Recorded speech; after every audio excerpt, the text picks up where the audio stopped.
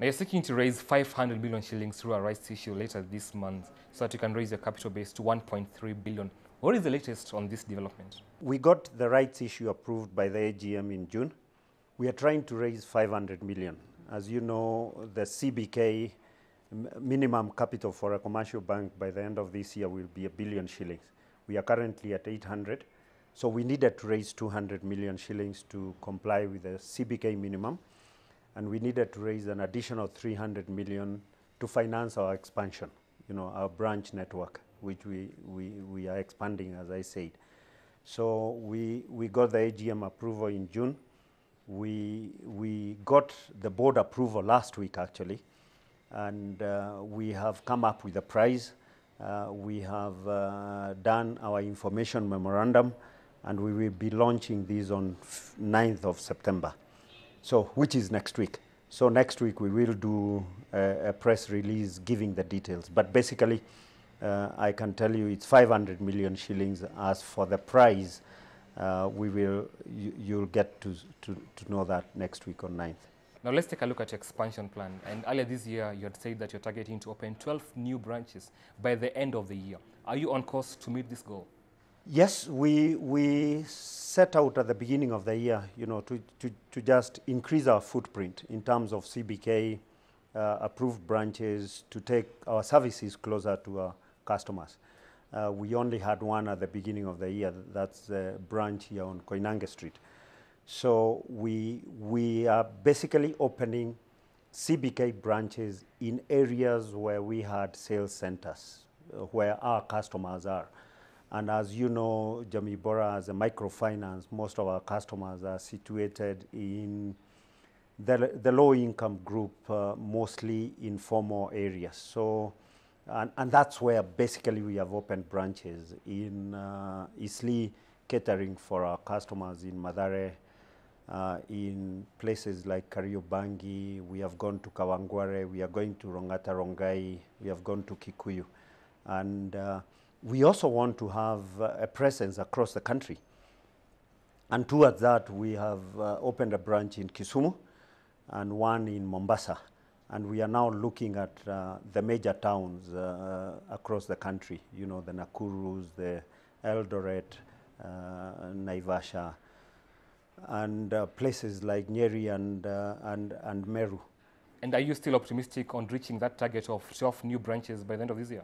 We hope to get to the 12 by October.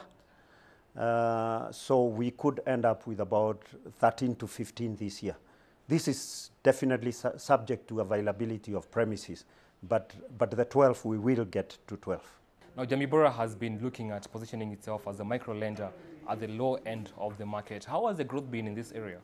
A lot of potential. As I always say that you have got only just about 10 million accounts, bank accounts, and you have got over 20 million, mobile telephone subscribers. And to me, I think that every one of these person who is a mobile telephone subscriber can have a bank account. So the potential is great. And this potential is really on the lower end, because these are the people who are unbanked. People on the upper end will most probably have bank accounts. So I believe there is great potential, and therefore we see customer numbers increasing greatly. Moving on, Mr. Kimani, as recently as 2 years ago, Jamii Bora was operating as a microfinance institution. How has the transition been so far? It's not been smooth, but it's been easy because we had the customers. And a lot of these customers, whether they were microfinance customers, they still didn't, they needed banking services and banking products. So we have seen them taking up these products quite readily, and therefore the transition's not been that difficult. In fact, what has happened is they have been able to access more products. As a microfinance, most of them would borrow through groups. They would get together as groups so that they could guarantee each other. As a bank today, we are able to give them services as individuals. As they grow in affluence, as they require accounts as individuals for their businesses. So So it's for the customer, it's been a very, very good experience, you know, and that transition from a microfinance to a bank. There are also reports which indicated that Jamii Bora Bank was looking at listing at the NSE. What is the latest on this? Are you looking at listing at the market anytime soon? No, that's some way to come because of the listing requirements. As you know, you are required to have been profitable for at least 3 years.